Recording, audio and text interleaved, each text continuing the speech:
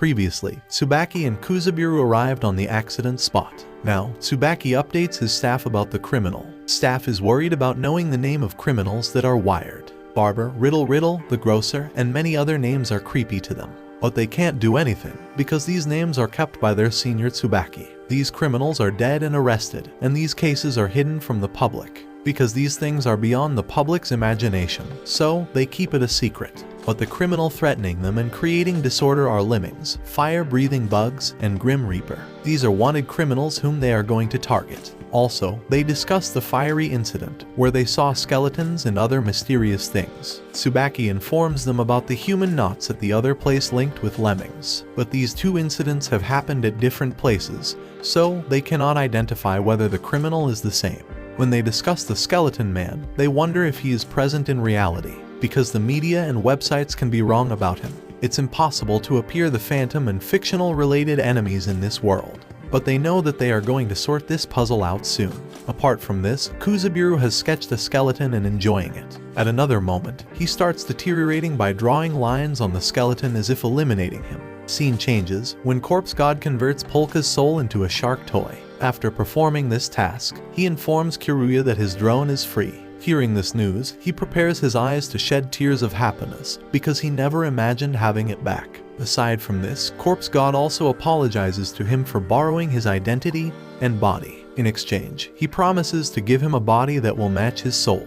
Just then Misaki enters the room and finds a beautiful shark that has attracted her. She also turns on the toy by clicking on the button. But Kiruya thinks weirdly, because Misaki has killed him and is still turning on her. That's strange for him. The shark toy is moving as if Polka wants to say something. Corpse God can have known, but this place and world is void of mana. To know what Polka wants to say, Corpse God needs a vocal cord that is not easy to obtain. So, his priority is to replenish his power. After that, he can acquire peace by having the money. Corpse God knows that there is little mana, so he has decided to absorb the ghost and turn them into magic. Only a necromancer can do this. For this purpose, he needs gemstones, sapphire, and other rare stones that can boost his power and help him make rich in an instant. Corpse God has indulged in his imagination. When Kiruya throws him into reality, opposite to his expectation, one gem is more costly than his imagination. Then how he can get all the gemstones that will assist him in increasing his power. In his world, gemstones are ordinary, because children can also have them in the shops. Also, shopkeepers reveal that the market price of these gems will increase at noon. While getting back, he thinks of having gemstones as soon as possible. Misaki inquires about having the powers of this gemstone remaining in the box. Corpse God is not ready to do this. In this case, the stone will start to crumble. As a result, it will not be useful for the shopkeeper. He can't be a theft from the shopkeeper. Just then Kiruya thinks about what he should do next. Suddenly his attention gets diverted to Aras, who has attacked the drone. On the other hand, Tsubaki has encountered Clarissa and is happy because he can get an answer. He has been trying to meet with her for 2 days, but she has yet to appear before him due to her busy schedule. As he meets her, he inquires about the mysterious fiery building, where children were rescued. Also, the incident of human knots is connected with the same criminal or not. Being a cop, he is investigating her and she needs to satisfy the cop, who is no less than a sharp squirrel. Scene changes to Aras, who apologizes to them for scaring them. Also, he tells them to stay out of this matter and do their job. He knows he is not here to capture Misaki and Corpse God by listening to it. His target is Kiruya, which is no less than a warning. Misaki whispers to Corpse God and updates him about Aras, which can be dangerous for them. When he is analyzing the drone, the Corpse God cannot refrain. He considers Kiruya his friend and knows this drone is special to him. Then how he can let him destroy his drone. When Corpse God mentions that this drone belongs to his friends, then Aras' all senses have alerted. He examines him by watching him head to toe. They look like students and their connection with Kiruya is weird. Aras mentions that Kiruya is garbage that can spoil these children. When Aras keeps his hand on Corpse God's shoulder, he startles because his body is freezing. Corpse God, who consists of Kiruya's friend, can't allow him to say bullshit about him.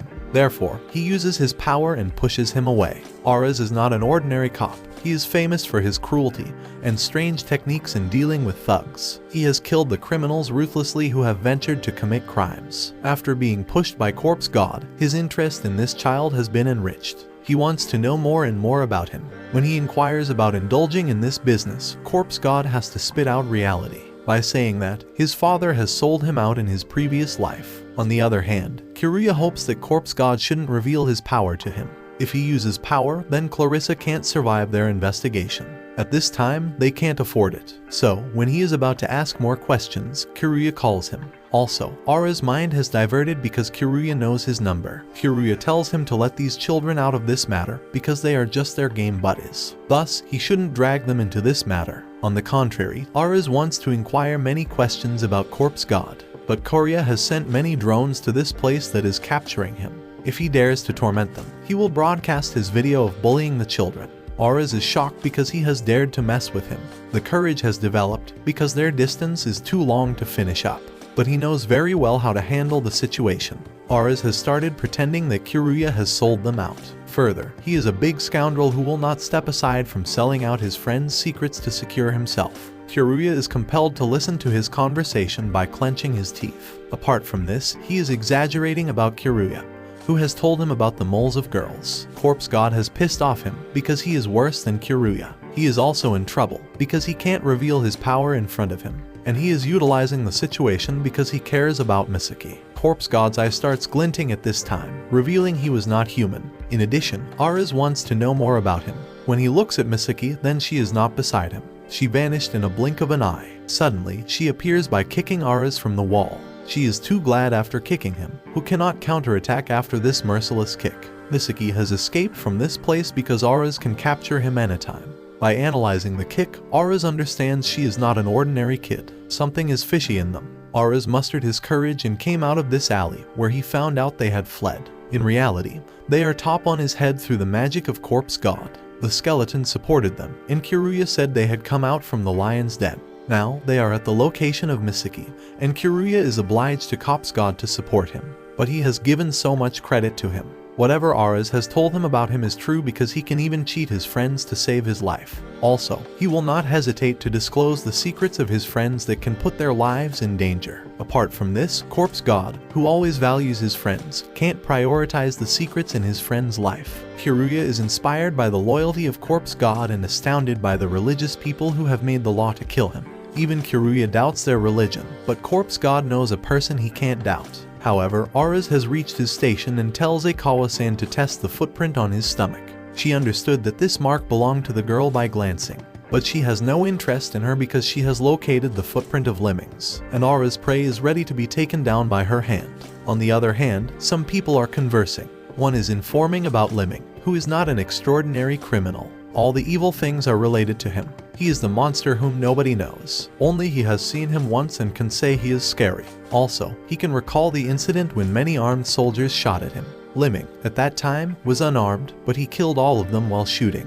The other person is shocked to listen because lemmings can't be human. As advised, he tells him to stay away from this task and should remain in the hands of Iwanome's team, who can handle this case. Tsubaki drinks with the girls in the bar and discloses the mission to tease her. Clarissa knows he has no search warrant and isn't terrified of him. Aside from this, Tsubaki knows she has a strong connection with the fiery event and skeleton. Further, he knows that the skeleton man is at her service, then how can he leave her? Also, Clarissa plans to warn Corpse Guard, but she needs to know they are ready to embrace the danger. They have arrived at the club, and Clarissa is taken aback to see them. Tsubaki is shocked to see the children at the bar because this place is not for them. Misaki clarifies his misunderstanding that they are only here for milk, and he is impressed to know how expensive children's choices nowadays are. Just then, Tsubaki gets a message on his mobile and invites the children to join his party. When Kiruya notices Ara's location, he is also surprised because he is moving to the bar. Misaki is telling Tsubaki's story in the bar that is beyond his understanding. Also, Corpse God has tasted the juice that has compelled him to weep because it's too delicious. He only hopes to taste this juice to the people in the cave. Suddenly, Aras arrived here, but security needed to allow him to enter. Kiruya communicates through his device to Corpse God and orders him to flee from there. But it's too late. Aras has arrived here by becoming a customer. Clarissa has also permitted him to get inside, and he looks at Corpse God and Misaki with Tsubaki. In reality, Tsubaki has made them restrain on purpose by reading the description of the mysterious girl on his phone. In the meantime, they threaten to answer the questions because they don't want to create a hurdle between justice. Luckily, the light has gone.